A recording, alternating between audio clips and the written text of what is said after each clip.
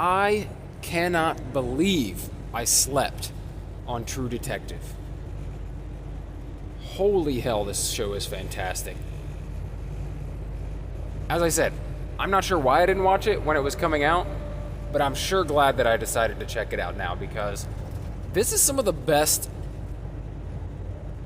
television I've watched in probably years. Like, the best new series, at least. This series, well, season 1 anyway. I'm going to work my way through the rest, but season 1 was incredible. I mean, the performances by Woody Harrelson and Matthew McConaughey were insane. Like, I've always loved both of these actors, but I feel like this is some of their best work they've ever done. And both characters were fantastic. Like, I know a lot of people would probably focus in more on McConaughey's character of Rusty Cole, but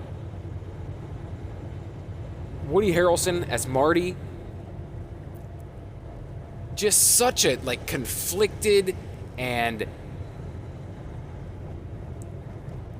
I don't know, it's like ambiguous character. You don't know what to think of him. Like, such a fantastic job by both actors involved. Every single episode had me on the edge of my seat, and I was really disappointed, honestly.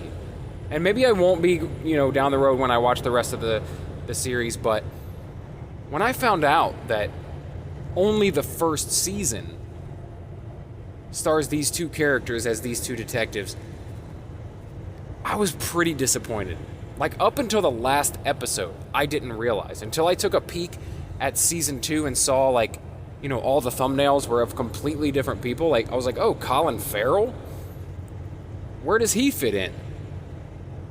Then I realized, yeah, it's an anthology series. So each season is a different story with different detectives in different parts of the United States. And so, yeah, I'm a little let down by that, because I was so blown away by this first season and just the complexity of the characters. It was written so damn well. Like, the story alone would have been fantastic television, but the characters make it. I mean, these characters were so dark and so, like I said, kind of morally ambiguous. And you start out the show thinking one thing about the characters. Woody Harrelson is this kind of veteran at this police department, veteran detective, been there, done that. He's got a wife and kids, and you feel like he's this established guy, and it's just this really down-to-earth, Louisiana detective, right? And Matthew McConaughey comes in as his new partner, and he's just this eternal nihilist, this absolute drunkard, drug addict, always strung out. And you would expect, and the show leads you to believe in the first few episodes, that he is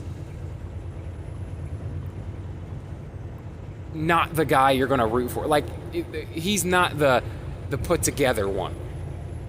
But then they flip it completely on you, and showing that Mr. Well put-together family man Woody Harrelson is actually probably the least decent human being of the two.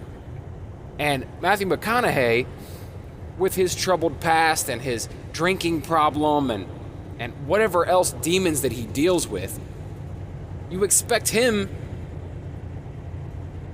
to be the guy with less morals. But no, he's substantially a better human being than Woody Harrelson's character. And I don't know. I mean, you go throughout the series, you can't necessarily say better human being, but, like, he knows who he is, whereas Woody Harrelson's character, Marty, he doesn't know how to deal with his problems. he doesn't really know who he is at heart. He wants to be someone else. He wants to portray someone else. Either way, though, they're both fantastic detectives. And that's what, I mean, True Detective, like, what a great name.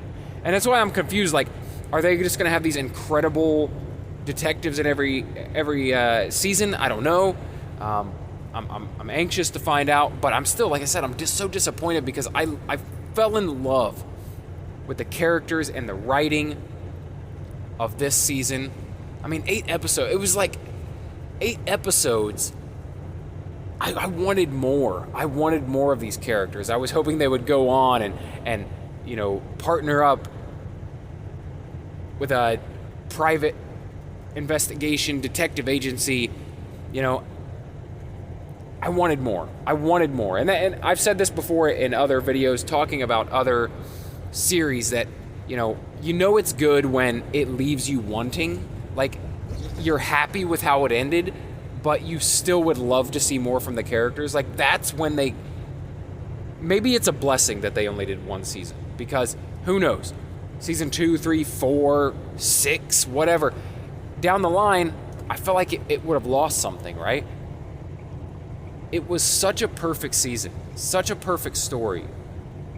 Like I said, the story alone was great, but the characters were vastly more interesting than the story. And the story was extremely interesting, not taking anything away from that. It was a fantastic... I loved that it sprawled through time. I loved that it was a 20-year span, and they played with the kind of de-aging of the characters, and not through the de-aging that we're used to now with the Marvel Cinematic Universe and things like that, where they actually digitally de-age the characters, but just, practical effects, toupees and hair extensions and facial hair and just all the things they can do to make the characters look younger or older. Makeup. It was so well done and so good. I loved how complex both characters were in the story. And the villain, the main villain of the story was scary, man. Like, the final showdown in it and just how strong the guy was, it was scary. Like, you feared for these hard-boiled detectives that were tracking him down. And I can't say much more about it other than that it was a pretty perfect season of television, and I hope that the other seasons can measure up. But I have my doubts because of how incredible this was. This one season of television ranks up there with the likes of Breaking Bad for me, with the likes of Ozark for me. Like, this is some incredible writing and incredible acting. And I feel like this is one of the first series that I ever remember coming out where, big Hollywood stars were doing series. This is like 2017, I believe, when the series started. And now it's just, it's all over the place. It's not like it was back in the day where, television was one thing and everyone in television wished they could be in the big budget theatrical releases. No. It's not like that anymore. It's these megastars have seen the value, whereas back in the day, it was like a step down to have to go to television.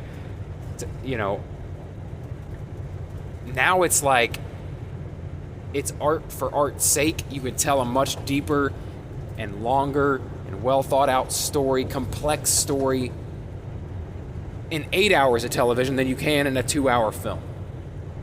I feel like that's why movies are so much longer now too, because they got to compete with the complex storylines of these incredible series that you can stream from home.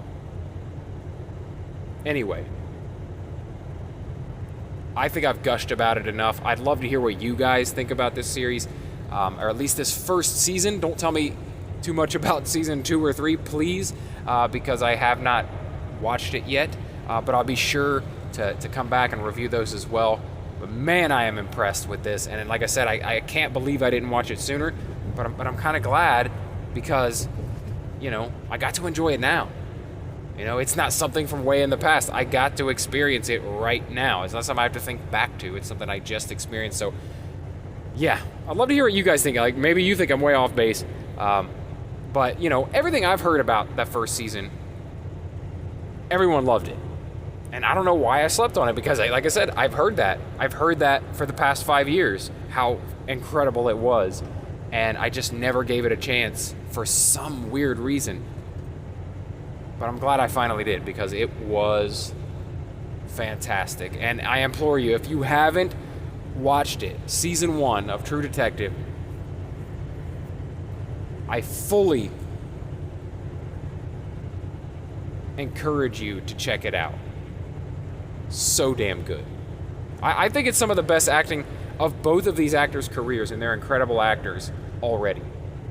But man, was this good. Anyway, as I said, let me know what you thought in the comments below, or if you're listening in podcast form, hit me up on Instagram or Twitter at RealBrettScott. We could talk about it over there. I love talking pop culture and entertainment. That's what I do on this channel. And so if you reach out, I'll chat with you about it. I'll chat all day about it. We'll go back and forth. I love this stuff. So yeah, if you're interested in that sort of thing, pop culture, entertainment, that sort of thing, then please subscribe to the channel or favorite or follow Daily BS Podcast. And if you do decide to stick around, then I'll talk to you again tomorrow. Thanks.